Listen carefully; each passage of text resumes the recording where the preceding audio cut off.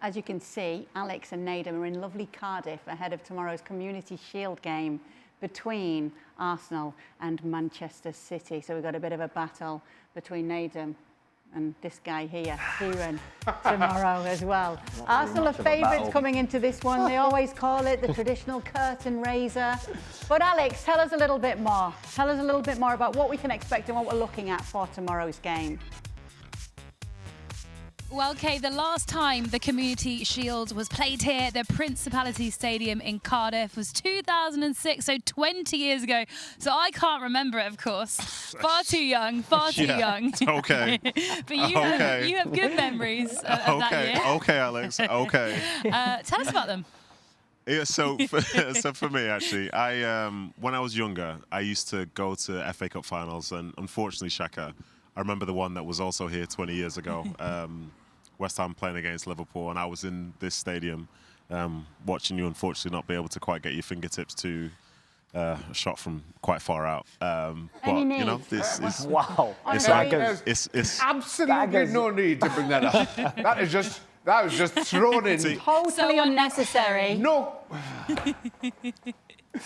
This is Alex's fault. She told me I needed to say this. She said when you stick the knife in, you twist it and then you pull it out. So yeah, that did happen 20 years ago. But it's good to be back here to see it again. And obviously this game is so interesting just because, like, if a team loses it, you say it doesn't matter. If your team wins it, of course it matters. They tend to win the league, the team that loses it in recent years. Yeah, but then it's a long way to come to say you're okay with losing as well, you know? This is true. And I think what makes it trickier as well this year is the fact that it's coming off the back of a tournament again. Yeah. I think last year you had the Club World Cup, but that didn't affect, say, everyone. But now, you know, from an Arsenal perspective, from Man City perspective, some of your key players have only been back maybe a week. Yeah. So how do you really get a feel for, like, where the team is at? Well, you do that with the players that have been here for the longest. Yeah. But some of those guys might not necessarily be the ones who are going to be key for the club going forward. Yeah. But I think for any fan that travels across here, how far is it from the Emirates? 212 kilometres as the crow flies. Do you know that in miles? I don't know it in miles. Okay, no problem. No problem. And I'll tell you, it's a long way from Manchester. So it is a long way from Manchester. So if you get a chance to come here and, you know, watch your team do well, City under a new coach as well. Yeah, I was going to say, it feels strange to say it's Mikel Arteta up against Enzo Maresca and not Pep Guardiola. Mikel Arteta, the longest serving manager in the Premier League now, I believe. So things have certainly changed around this game in the Premier League itself. And I think from my perspective as a City supporter, it's just going to be interesting to see how Maresca is going to try to do it. You know, obviously I want them to win, but it's just going to be one of those occasions where you just try and get a feel for it, see how they compete against the good side, you know, deserving champions from last year, and sort of get a feel for what this rivalry is going to be like going forward. And we know Enzo Maresca has pretty large shoes to fill.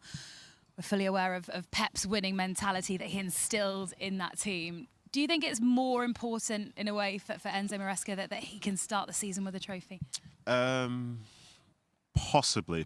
I think any chance you get to lift a trophy in an occasion like this, like, you know, these are the two teams that are here for a reason. Mm-hmm. You know, it's not just purely invitation, just randomly done or whatever. So I think it will matter them potentially trying to lift it. And if Enzo Maresca starts this campaign with lifting a trophy, beating Arsenal, beating the champions, and as we saw with the odds there, like City are underdogs.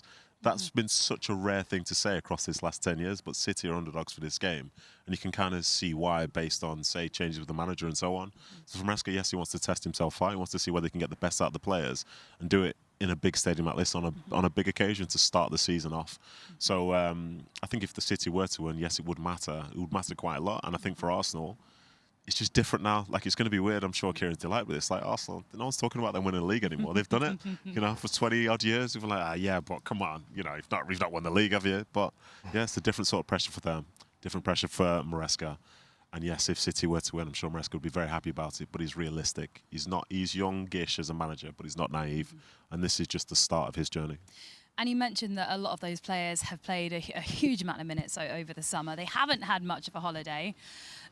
Do you think we'll see the likes of Erling Haaland starting? It's such a He'll want to start, won't he? Yeah, without question. It's a tough one to read that because this is essentially also the last chance they have to play a game before the season starts next week. Mm-hmm. And you want those players to be available for their first game. I believe it's against Bournemouth next week. So these games do matter, but you don't want to treat it like a pre-season game because it's clearly not that. But I've seen in the past, I think it was 2 years ago, Manuel Akanji played a against Manchester United in the Community Shield then, and I think he'd been training maybe 2 or 3 days. And I think even 2 years ago as well, I think some of the United players like Kobe Mainoo was playing in the Community Shield after England made it to the final of that tournament as well. So I think for some managers, they see this as being an important game to get the players having to run out and to do the best that they can.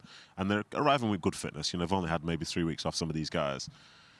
So I don't think they'll play. I don't think they'll play. But in reality, from Maresca's perspective, I think we'll get a feel for what he's going to be like as a coach based on the team that he selects tomorrow. Because if he wants to go out and try and win, it might be about picking the players who have actually gone through pre-season. But if he's understanding about, say, getting ready for the season itself, maybe you see some of those more experienced players who maybe aren't at their best.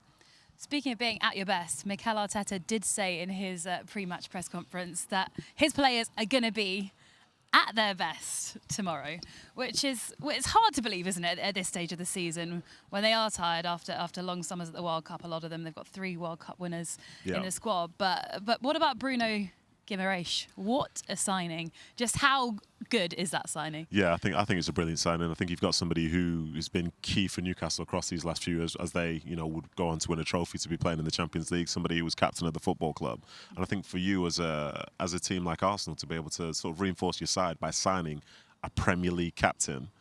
That's a huge statement. And I think to do it, you know, we were talking before about the price of Bradley Barcola and so on. To do it for £75 million, relatively speaking, almost feels like it could be a steal for them. Yeah. You know, you're going to be getting potentially the best years for him. And Guimaraes gets a chance to sort of test himself at the very top of the league again. But you get the feeling he's going to be capable based on what you've seen so far.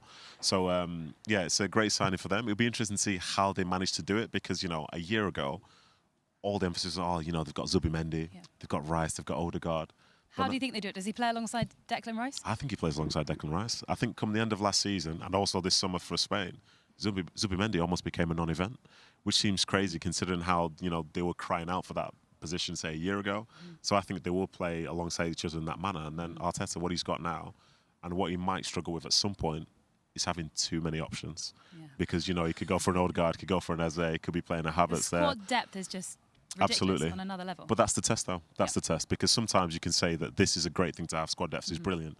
But how do you manage the disappointment of so many players on a week-to-week basis and sort of keep the momentum and everybody feeling happy as you try and, you know, achieve what you believe you can achieve? Poor Mikel Arteta. I know. Cry more for Mikel. Poor Mikel Arteta. Poor fella.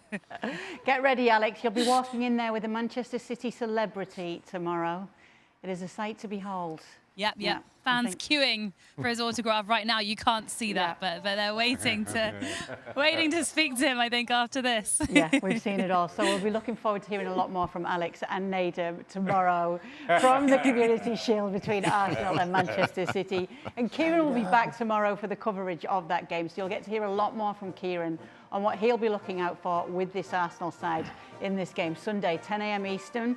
But the coverage will begin at 9:30 Eastern on ESPN Plus, on ESPN2. In fact, it's across the network on ESPN, the FA Community Shield.